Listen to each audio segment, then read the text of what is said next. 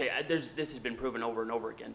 College, unless you're there for a purpose, doctor, lawyer, something that has to have the piece of paper, counselor, something like that, the trade schools, they're making more money, especially right now when they're not, the numbers are down. We need welders. I don't care what's going on in the country or anything. We need welders. It's actually funny you mentioned that. I think that's where my brother has picked up his, he's now hiring from one of the high schools directly. Your school has it's like a big deal. Yeah, it's a big deal. It's a big deal at our school. So I would imagine he's probably talking to my guy. Yeah, I think that's exactly who he is. Yeah. And he's loving it. He's got one kid. His name's shout out to Jackson. He came in straight from the program, and I guess he's a whiz with numbers and whatnot, and he's picked it up just like that. Then he's got two others that are kind of alternating. He's going to have constant interns. He's talked to whoever the teacher is doing that. It seems like a really good program they've got out there. Yeah, it's awesome. Which, again, it's what we're talking about. Why aren't we doing this nationwide, right? For all things. Why aren't we doing it for healthcare, right? Well, I don't know. Specifically to the trade schools, how much more data? There's other countries. So we've got a couple problems. Number one, in the United States, kids, if you ask them what do they want to be, the number one response for kids in the United States is a YouTube star. If you go to China and India, it's engineers or astronauts.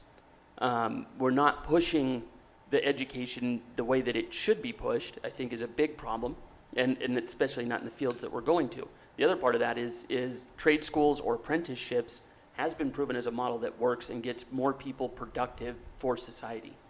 What do you think about moving towards something like that? I agree. I do. I think I would go back to talking about the issue at hand, though, right? Is that it's an environmental thought process issue, right? When we're talking about overseas wanting to be engineers or astronauts, right? That is highly valued in that society. In our society, what is highly valued? Entertainment. Yeah, entertainment. Right? The goal. What we're doing right now. Yeah, right? The goal is to make money doing something that you like. Luckily for me, I get to help people and enjoy it and goof off sometimes, maybe help some kids and then get paid and then be done at 3 o'clock, right? Again, shout out to anybody that wants to be a school counselor. It's the job of jobs, right? But I think the reality is about goal setting, right? And I think something that I work with my own kids is a competitive mindset, right? And again, you get that from sports. I think pushing sports on kids has a lot of negative connotations that comes with it. But I think there's a competitive mindset when we talk about some overseas societies, whereas we don't have a competitive mindset.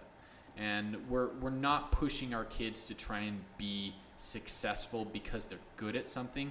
We're trying to push kids to quote unquote be successful by getting the dollar sign, right? I would take it one step further. I think that the big thing that people try to push in the United States is they want to be happy, whereas other cultures that are the main thing they're chasing is pride. You bring pride to your family, you bring pride to your name. Sure. You have you're proud of what you're doing. Being happy is kind of honestly, it's a misnomer, because being happy means that you can go have that other piece of cake, and you probably shouldn't eat that cake. You know what I'm saying? And it's a big difference between trying to chase being happy and trying to chase being proud. For sure. Well, and I think pride is something that you have, right? Happiness is a currency. You spend happiness, right? Oh, that's a good point. As you do something, right? Whether it be an activity that you like, right? Let's use baseball, for example. The start of the game versus the end of the game. Start of the game, my bank account's full. I am rocking happiness. We hit 2.5 hours. I'm fucking tired. I've spent my happiness. I want to go home, right? And so I think, whereas the whole time I'm prideful because I'm fucking good at what I do, right? Naturally, you know what I mean? So I think that's part of it too. Is I think in America we're saying, you got to be happy. It's something you get. It's not. It's a currency that is continually revolving, being earned, being spent, like money. And so I think if you can find a way to work those together, again, a job that you like, doesn't make you too tired, makes you happy as you do it, all of a sudden you're doing a lot better, right? If you're going to spend, 65-70% of your existence working, it better be fun and it better make you happy. Otherwise, what the fuck are you doing? Well, somewhat the counter to that would be that if you're chasing the happiness is, like you're saying, it's fleeting. Yep. Okay, it's up and down. It depends on the day. It depends on the weather. We could play a baseball game, and if it's 75 and sunny, fantastic. But if it's 110 with 90% humidity And the turf is red. you are in trouble. It hurts a little bit. Yeah. Where I think that some of the older generations, you chased your duty and responsibility, and the byproduct of doing that and being good at that then filled your happiness bank, like you said, and use it as a currency. For sure. I think there's a middle ground to be struck there. Like there has to be a middle ground between the perception of everything is we're all in on happiness and that's all we care about, and then the old mentality of we're all in on getting our work done and the byproduct of that is happiness. I think there's somewhere in the middle that you can find. And I think that's probably what we're talking about here. Is like if you can find a job that does still fulfill you in that sense, then you could your overall happiness is your overall happiness measurement is higher. You know who had a really good point on that? Then this might be the actual middle ground. Was Mike Rowe. Mike Rowe says you don't chase what you want to do, okay, or the happiness. Chase what you're good at. Yeah. Chase what you're good at, and then work backwards from there.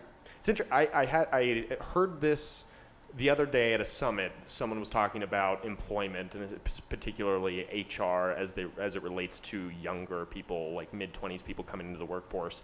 And the most recent stats show that someone in their mid-20s is probably going to go through 17 different workplaces. They're going to switch workplaces 17 different times.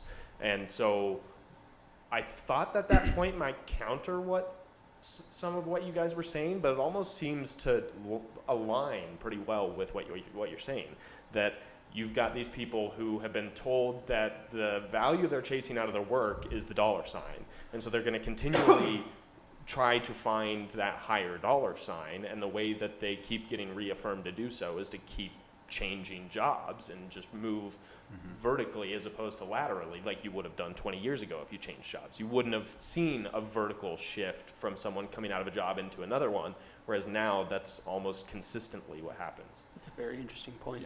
Yeah. If you'd like that clip and would like to watch another one, click right here. If you'd like to watch the whole video, click right here. Don't forget to like, share, and subscribe. We'll catch you on the next one.